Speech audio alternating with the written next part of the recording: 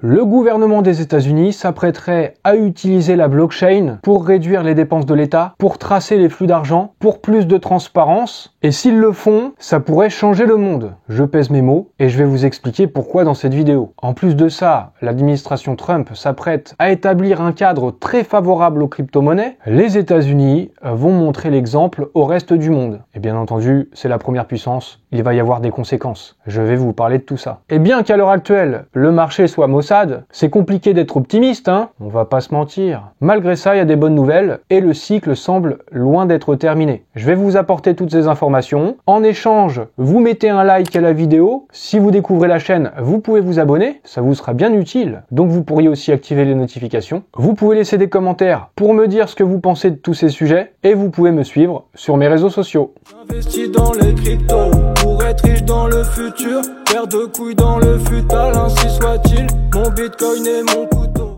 Avant de parler des États-Unis et de leur utilisation de la blockchain, ce qui pourrait changer le monde, je voudrais vous parler rapidement de la Travel Rule et de la possibilité de vous créer un compte sur Deblock. Je vous mettrai un lien dans la description de la vidéo si vous souhaitez vous inscrire. Et c'est absolument pas sponsorisé, il n'y a pas de collab, rien du tout. C'est juste mon lien de parrainage perso. Parce que ces derniers jours, on a vu plusieurs posts à propos de limitations pour faire des dépôts sur des SEX ou pour faire des retraits pour vérifier son identité et ça fait suite à la Travel Rule. Et j'ai vu ce tweet de Jean Meyer, c'est un des cofondateurs de Deblock. En voyant ces tweets passer, il a dit « Sinon, il y a Deblock. C'est une solution bancaire, on a un IBAN, on a une CB, et en même temps, un wallet crypto. » Alors je pense que dans une certaine mesure, ils doivent aussi obéir aux règles de l'Union Européenne, la Travel Rule, MiCA, etc. Mais il laisse entendre qu'il n'y a pas ce niveau d'emmerde avec Deblock que l'on peut connaître sur d'autres plateformes. On a vu passer Binance aussi ces derniers temps, il y avait des soucis. On a vu ça sur X. Donc pourquoi pas se créer un compte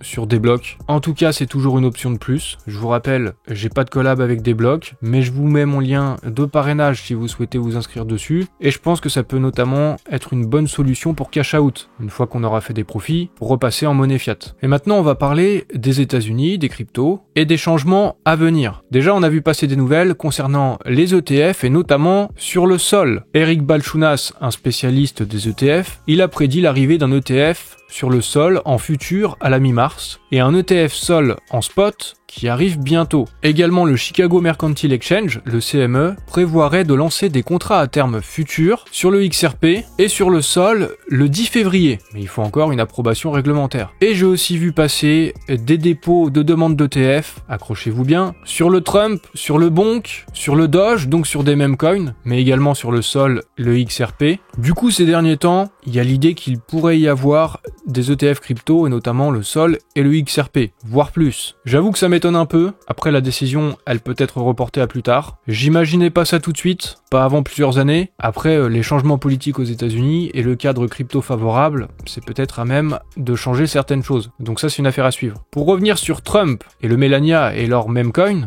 on a quelques statistiques intéressantes. 50% des détenteurs de Trump et Melania n'avaient jamais acheté d'altcoin Solana auparavant. 47% des acheteurs ont créé leur portefeuille le jour même où ils ont acheté les tokens. Et 83% des détenteurs possèdent moins de $1000 d'actifs sur Solana. Ce qui veut dire, en d'autres termes, qu'une grande part des détenteurs de tokens Trump et Melania, donc capitalisés à plusieurs milliards, eh bien en fait c'est des nouveaux venus dans les cryptos. Donc ça, c'est pas forcément une mauvaise nouvelle dans le sens où il y a de nouvelles personnes qui s'intéressent aux cryptos, même si c'est par la porte des meme coins. Ça, c'est peut-être une moins bonne nouvelle. Autre chose qui est extrêmement intéressant. Donald Trump a déclaré au Forum économique mondial de Davos que l'Amérique sera la capitale mondiale de l'intelligence artificielle et de la crypto-monnaie. Il a aussi déclaré qu'il exigera des taux d'intérêt plus bas. Alors ça, on sait ce que ça veut dire. Des taux d'intérêt plus bas, ça veut dire plus de liquidité sur le marché. Les acteurs du marché vont sur les actifs risk-on, les actifs les plus risqués, les actions et les crypto-monnaies, et donc ce serait favorable au marché crypto. Après, c'est pas encore fait, mais ça montre l'intention de Trump de favoriser les actifs à risque. C'est peut-être pas l'intention directe, c'est peut-être aussi booster l'économie, l'intention. C'est pas forcément une bonne nouvelle pour l'inflation, mais si ça arrive, ce serait une bonne nouvelle pour les investisseurs. Trump veut mettre en place un cadre favorable pour les crypto-monnaies, ce qui n'était pas le cas de l'administration précédente. On a eu plus de détails et il y a un groupe de travail qui va être dédié aux crypto-monnaies. Ils devront développer un cadre réglementaire pour les cryptos et les stablecoins. Et également, ils devront évaluer la création d'une réserve nationale de crypto-monnaies. À la base, il était question de faire une réserve stratégique de Bitcoin. Maintenant, il est question d'une réserve de crypto. On ne sait pas bien où ça va. Donc il va falloir suivre tout ça aussi de près. En tout cas, il y a l'idée de favoriser les cryptos et également l'intention de bloquer le développement des monnaies numériques de banque centrale,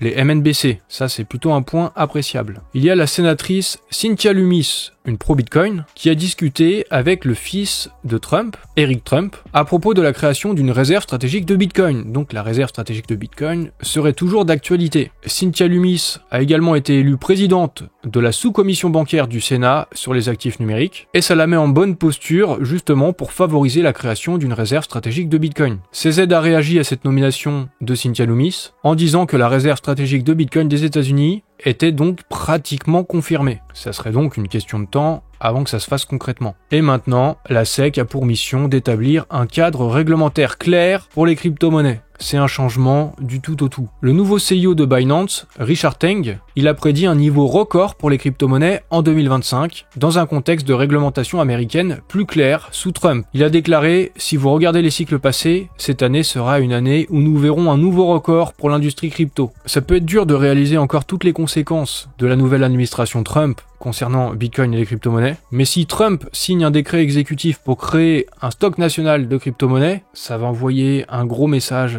non seulement aux États-Unis, mais au monde entier en fait. C'est une porte qui est en train de s'ouvrir. Également, la SEC a annulé officiellement la disposition SAB 121, je vous en parlais ces 2 dernières semaines. Ça permet la levée des restrictions comptables qui pesaient sur les banques qui souhaitaient détenir des cryptos. Ce sera donc plus facile, beaucoup plus simple pour une banque de détenir des cryptos afin de les proposer à ses clients, ou pour en posséder en son propre nom, c'est-à-dire pour la banque elle-même. Il y a quelque chose qui va dans ce sens-là, c'est le PDG de Morgan Stanley, Ted Pick, qui annonce que Morgan Stanley collaborera avec les régulateurs américains pour proposer des crypto-monnaies. Est-ce que vous réalisez ce qui pourrait être en train de se passer? La semaine dernière, c'était Bank of America qui disait quelque chose dans le même sens. Les banques aux États-Unis vont proposer des cryptos à leurs clients. Ça va ouvrir une grande porte. Et quelque chose aussi d'absolument énorme, si ça se produit, c'est l'utilisation de la blockchain par le gouvernement des États-Unis. Elon Musk veut utiliser la blockchain pour réduire les dépenses de l'État, pour traquer les dépenses, les flux d'argent, faire ça de manière transparente et infalsifiable en utilisant la blockchain. Ça serait une première mondiale. Il est question d'utiliser une blockchain pour suivre les dépenses fédérales, sécuriser les données, effectuer des paiements et même gérer les bâtiments. Du côté des États-Unis, ils ont un budget fédéral qui sert à financer des dizaines d'agences et de départements. Et on peut citer l'exemple du Pentagone, le département de la défense. Avec un budget de 849,8 milliards de dollars en 2024, le Pentagone a échoué tous les audits de ses comptes depuis 7 ans. En gros, ils sont en train de dépenser plein de thunes, mais quand on demande des comptes derrière pour retracer où va l'argent, ça sert à quoi, ça fait quoi, eh bien, on ne sait pas, on n'arrive pas à retracer les flux. C'est quand même problématique de ne pas savoir à quoi sert vraiment l'argent et comment il est dépensé. C'est aussi ce qui peut contribuer à créer de la défiance vis-à-vis de l'État et une perte de confiance pour les citoyens. La blockchain permettrait de limiter ces abus. Maintenant, j'aimerais aussi vous faire part de quelques-unes de mes réflexions à ce sujet. Je pense que si le gouvernement des États-Unis commence à utiliser la blockchain, alors le monde va changer. Et on le réalise pas vraiment encore à l'heure actuelle. Moi-même, je viens de le réaliser et j'ai souhaité vous faire part de ces réflexions. On a donc Musk qui voudrait utiliser la blockchain pour réduire les dépenses de l'État. Et actuellement, il y aurait des rencontres qui seraient organisées avec les représentants de différentes blockchains pour évaluer la technologie et chercher la solution la plus adaptée afin de réaliser cela, dans le but d'améliorer la transparence, tracer les flux d'argent, etc.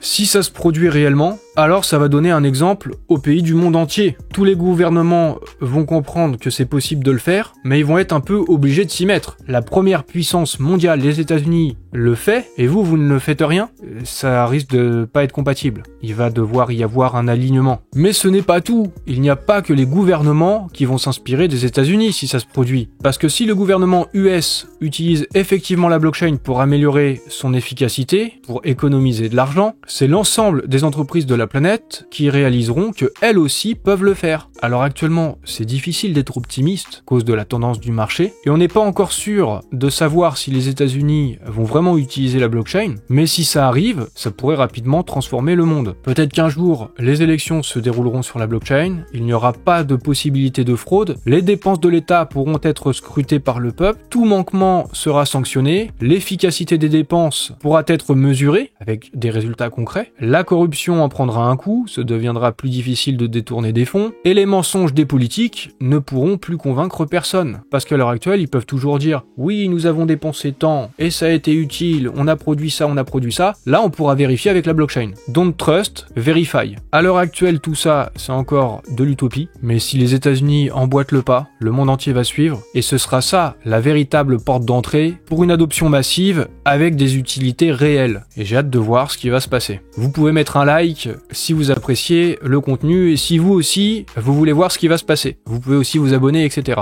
Du côté de l'Europe maintenant, Christine Lagarde a dit que l'Europe pourrait être en mesure d'attirer des talents d'outre-Atlantique, venus des États-Unis après l'élection de Trump. Bon, je sais pas ce que vous en pensez, vous pouvez le dire en commentaire, moi je doute. Du côté de Jean-Noël Barrot, il veut forcer les Européens et donc les Français à investir en Europe, donc plus de possibilité d'investir dans le reste du monde. En principe, il faut plutôt chercher à se rendre attractif pour être attirant, c'est pas en forçant, ça c'est de l'obligation, et c'est pas très démocratique. Donc c'est peut-être un peu plus le tournant de l'Europe, Et il y a également le gouverneur de la Banque de France qui va dans ce sens-là et qui appelle à mobiliser l'épargne privée pour permettre à l'Union Européenne d'investir. Nos sous les intéressent et bientôt on n'aura plus le choix de faire ce qu'on veut avec notre argent peut-être. Vivement que la blockchain soit utilisée dans le monde entier. Du côté des impositions, il faut le dire, c'est un bordel depuis des mois, on sait pas trop à quelle sauce on va être mangé au niveau des cryptos, avec la flat tax. J'ai envie de dire finalement, mais finalement on ne sait pas. A priori ça devrait partir sur du 33%, mais c'est pas encore sûr. Ça fait des semaines et des mois que ça dure. Donc on partirait sur du 33% d'imposition sur les bénéfices en crypto, voire 37,2% pour les revenus de 250 000 € pour une personne seule et 500 000 € pour un couple. Et également, il faut s'attendre à un impôt sur la fortune improductive. Donc même sans convertir vos cryptos en euros, vous pourriez être taxé. Après, je vous rassure, c'est qu'à partir d'un certain montant, d'une certaine somme, et je crois que c'est 2,4 ou 2,5 millions d'euros. Donc ça concerne très peu d'entre vous. Mais il y a par exemple Asher qui a réagi à ça. Alors on n'est pas encore sûr que ça passe, mais si ça passe, il dit qu'il y a de grandes chances que le pari crypto ne soit plus viable en France pour les gros porteurs. Autrement dit, il vaut mieux se barrer. Et si ça arrive, peut-être qu'Asher et ses entreprises vont quitter la France. Maintenant, regardons diverses analyses pour se situer dans le cycle. Malgré le marché Mossad est compliqué actuellement, a priori, c'est pas le bear market, c'est pas la fin du cycle. Quand on regarde le Mayer Multiple, par exemple, le Bitcoin est revenu à des niveaux neutres. En fait, c'est quand on s'approche de cette ligne ici